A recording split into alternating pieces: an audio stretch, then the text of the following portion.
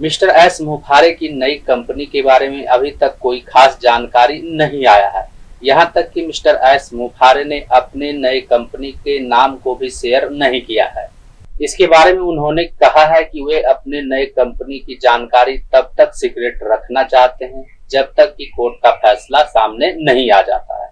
Court का फैसला आते ही मिस्टर एस मुफारे अपने नए कंपनी की जानकारी साझा करेंगे। साथ ही वे अपने नए कंपनी में लोगों को इनवाइट करेंगे। यानी नए कंपनी का वेब पोर्टल लॉन्च होने के बाद, नए कंपनी का वेब पोर्टल लाइव होने के बाद उसमें लोगों को ज्वाइन करने के लिए इनवाइट किया जाएगा। लेकिन जब तक कोर्ट का फैसला सामने नहीं आता है तब तक मिस्टर एस मुफारे अपने नए कंपनी के बारे में कोई भी जानकारी शेयर करने से मना कर दिए हैं। तो अब यहाँ पर सबसे बड़ा सवाल यह उत्पन्न हो रहा है कि कोर्ट का फैसला क्या मिस्टर एस मुफारे के पक्ष में ही आएगा?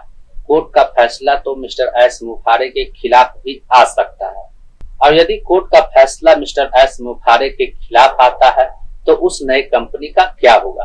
तो आज की इस वीडियो में हम इसी टॉपिक के ऊपर बात करने वाले हैं। नमस्कार दोस्तों, मेरा नाम है मंटन शर्मा। तो इसके बारे में सबसे पहले मैं आपको यह बताना चाहूंगा कि मिस्टर एस मुफारे भले ही 4-5 कंपनी खोलने के बाद उनका वह पांचों कंपनी सफल नहीं हो पाया है, लेकिन कंपनी खोलने के बाद उनका जो मकसद होता है वे अपने मकसद को पूरा कर लेते हैं। दरअसल सामने से जो दिखाई दे रहा है कि मिस्टर एस मुफारे 4-5 कंपनी खोलने के बाद उसमें वे असफल हो गए हैं, लेकिन वह सिर्फ आधा सच्चाई है। मिस्टर एस मुफारे द्वारा कंपनी खोले जाने के बाद उस कंपनी का असफल होने से मिस्टर एस मुफारे को उससे नुकसान होता है या फिर वह कंपनी असफल होने से मिस्टर एस मुफारे को उससे मुनाफा होता है, यह बात सभी फाउंडर्स को समझने की जरूरत है। मिस्टर एस मुफारे द्वारा कंपनी खोले जाने के बाद जब वह कंपनी असफल हो जाता है तो उसमें मिस्टर एस मुफारे को नुकसान नहीं बल्कि मुनाफा ही होता है। और इस बात को समझने के लिए ताजा उदाहरण के रूप में आप ऑनपैसिव को ही देख सकते हैं। ऑनपैसिव असफल होने के बाद मिस्टर एस मुफारे को उससे कितना नुकसान हुआ है या फिर कितना मुनाफा हुआ है, जिसे समझदार फाउंडर अच्छी तरह से समझते हैं। क्योंकि ऑनपैसिव असफल होने के बाद उससे जो नुकसान हुआ है वह नुकसान सिर्फ फाउंडर्स को ही हुआ है। यहाँ तक कि ऑनपैसिव असफल होने के बाद कुछ फाउंडर लीडर को ऑनपैसिव से अच्छी खासी कमाई भी हुई है।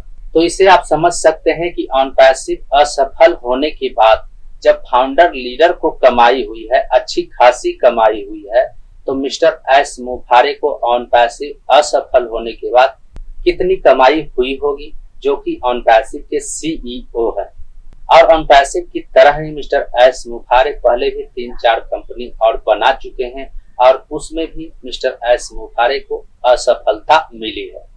लेकिन उस असफलता के पीछे जो राज है उस राज को बहुत ही कम लोग समझ रहे हैं।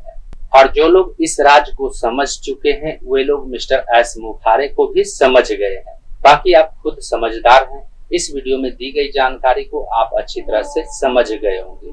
वहीं आपको क्या लगता है, मिस्टर एस मुफारे का जो नया अननोन कंपनी आने वाला है उसमें क्या यूजर को मुनाफा हो पाएगा या फिर वह कंपनी भी असफल हो जाएगा? इस वीडियो से संबंधित यदि आपके मन में कोई सवाल है तो आप हमें नीचे कमेंट में पूछ सकते हैं।